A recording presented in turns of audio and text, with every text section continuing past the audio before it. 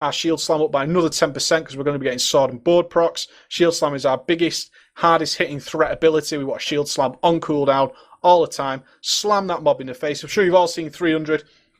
And if you haven't, you should go and see 300. What are you talking about? Jesus. But if you've not seen 300, where you get Leonidas with his shield in slow-mo, that is us as a prot warrior, shield slamming the crap out of things in the face, and now we're doing it for another 10% chance to crit. Booyah. That's what we're on about. Taking field dressing, increased healing done to us. Again, we need to be staying alive as a prot warrior, so we get taking an additional 20% healing. War Academy, increase the damage of our devastate again. We're going to be doing tons of devastating, so we're going to take that. And we're going to take deep wounds as a nice threat ability when we crit, which we'll be critting all the time, especially if you've got a debuff up like Mangle, which increase bleed damage. Deep wounds really comes into its own. Just passive threat for what you're doing anyway. All right, quick glyph overview for you boys and girls. Improve revenge, another 10% damage on our cheapest hard hitting ability, another 10% buff to that. We're taking 5% crit on Devastate. We're going to be getting deep wounds, etc. We're going to be proccing shield slam, so we're firing Devastates off left and right. And an improved shield slam as well. Really buff up the damage on that beefy shield slam. Our big Leonidas smash, really good. We take a Glyph of Cleaving for this. Increase the number of targets hit by cleave by 1. We're going to be cleaving a ton in heroic, so if it's going to freely hit another target, I'm happy with that. I hope you are. We're thunderclapping all the time with a radius of increase by 2 yards. Really nice, because remember our Blood and Thunder talent spreading rend, so the wider that target is, the more rends we're spreading. Really good. And a Glyph of Shockwave, we said how powerful it is, reduce that by 3 seconds. Target taking Glyph of Command, increase the duration and the area of effect so it hits as many people as possible. If you're the only one providing the health buff in a raid, you might want to take that. Glyph of Demo Shout, again, increase the area so you're hitting more mobs with your Demo Shout. You want to be keeping Demo Shout up all the time. It really is nice. Throw it in after you've got solid threat. Throw your Demo Shout up. Unless the boss is particularly hard hitting, you take a look at a boss like Balrog. You really want to get your Demo Shout up immediately if no other class is putting it on. And our Berserker Rage generates 5 rage when used. When we're Rage Staff, we're going to throw off our Berserker Rage. So, that's our abilities. That's our talents. That's our glyphs done. A quick overview of spells. Now, this heroic run we're going to do to demonstrate all this abilities working together is going to be slightly different than the normal format. One, we're going to be bringing in some big, heavy hitters. Like I said, a lot of the guys are too worried about going to heroics because you've got to worry about holding threat. Well, I'm going to show you exactly how to hold threat because I'm going to bring in some 391 DPSs to blow the place to pieces, and we are not going to lose aggro. I'm going to show you it's fully possible. Now, again, the only other difference is I'm going to voice over the heroic separately. That's because when I play my prot warrior, and I cannot help it, guys, I really cannot, I play at about 1,000 miles an hour. I'm doing the APM of a StarCraft player all the time, and that is because I can play my prot warrior without ever looking at my screen. I can play my prot warrior, I could hide all the buttons on my protection warrior. I only need to see when things are off cooldown, and because I've played it for that long. So I play super, super fast, and I try to use every single ability in our arsenal. So I'm keybinded heavily, and if I was to really talk over it while I was playing the run, all you would hear is the clicking of my keyboard, and it would drive you absolutely crackers. So we're not going to be doing that. Let's look at our important abilities. 1, Shield Slam. Really big, hard hitting. Devastate in between. Pummel. We're still a tank class, but as we said, even on our Resto Shaman and any other class that has an interrupt, use your interrupt. Be helpful. Revenge. Cheap. Super cheap. Proct ability. When it lights up, fire off that revenge. Hits 2 targets. Our shield block, again, it's like a shield wall for us, and it's on such a low cooldown. We're going to be bashing off shield block all the time. As soon as we've got some mobs together, let's shield block it off. Really reduce our damage. Our cleave, when we've got high rage, we're going to cleave. But so you want to be cleaving and heroic striking above 60 rage-ish. Just get rid of all that rage. Keep your rage nice and low.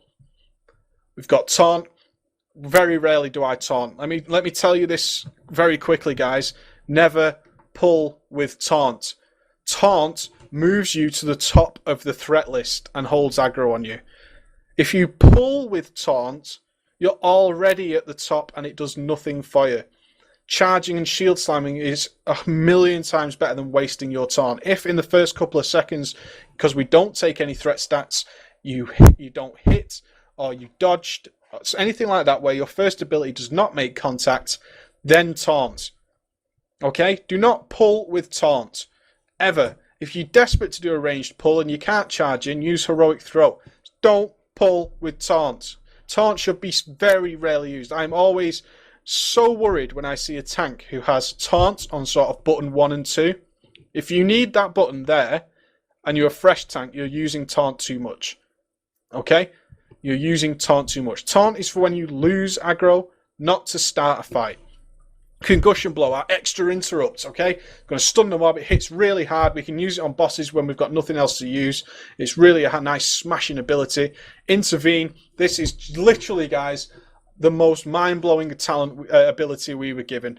This increases our mobility. It can rescue people from huge hits. It can change boss fights. I want to tell you a little story. I'm going to take you back to Naxxramas. We did Naxxramas in the first week of release of the Wrath of the Lich King, in sort of mix of tier 6 and a couple of blues we picked up along the way through leveling. So we're 25 man, and we were dying so much to the Frost Tomb on Naxxramas until our tank came up with this idea, because Intervene reduces the damage taken by the target well, it did then. So just by intervening those targets, we went from wiping to kill, because all the tank did was intervene those targets. Amazing ability. I cannot imagine what we'd be like without Intervene, and I am deadly serial. Shield Wall, our big reduction cooldown, reduces all our damage intake. Use it whenever you need to, okay? You're generally going to be saving your Shield Wall for some big hit that's coming, or when you're seriously in trouble, throw up your Shield Wall. Disarm. Let's take an example of how good Disarm is. Stonecore, the berserkers that spin and give half your group because nobody bothers to move from it. Throw in a Disarm, guess what happens? It stops happening. It's amazing. Throw out the weapon, it's a great utility. It's just so good to just disarm them. Shockwave. As we've said, we've already described Shockwave to death, not going to bother.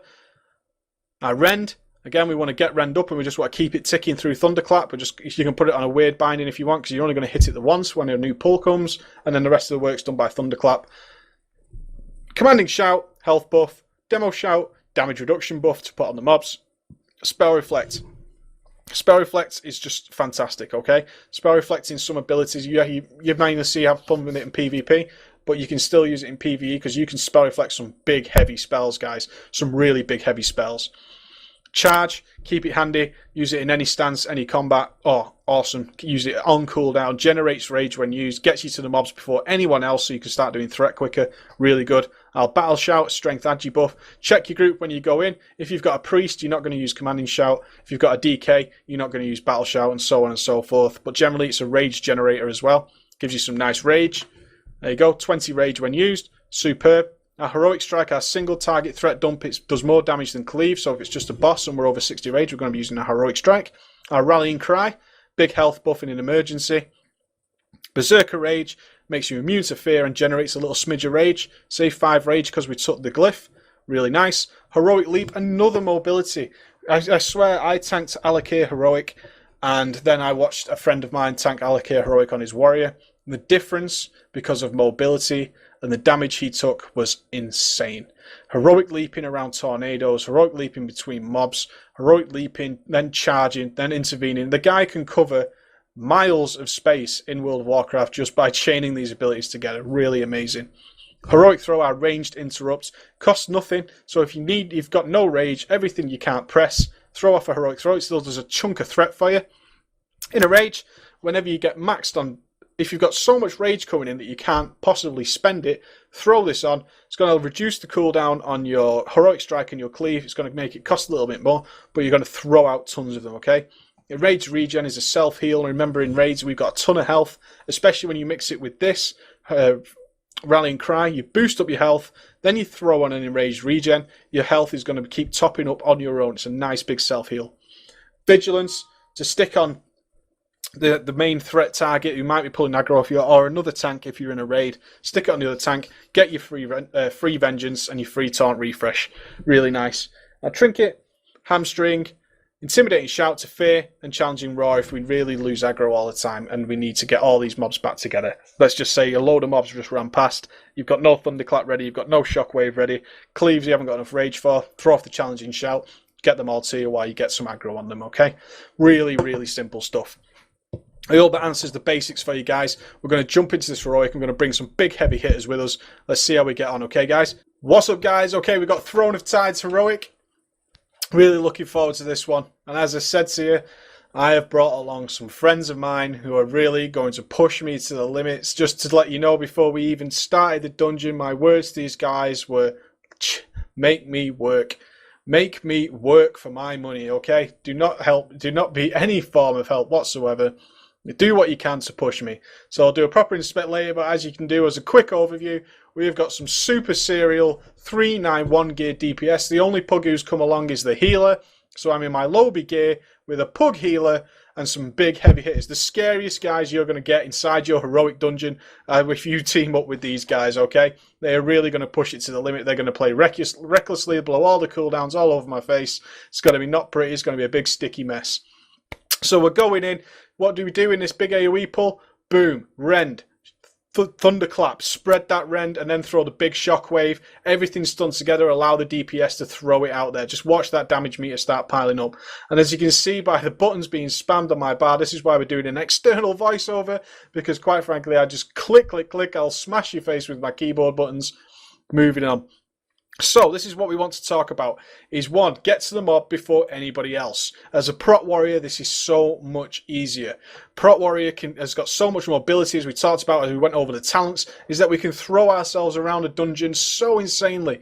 We can just get there. We get 5 or 6 seconds time before the DPS get there, and in that time we're going to build up so much threat before they even start DPS, and they have no hope of out-aggroing us. This is why it's important as a tank to set the pace of the dungeon. You are in firm control. The only person's mana you need to care about as a tank is your healer. The rest of the guys can wait.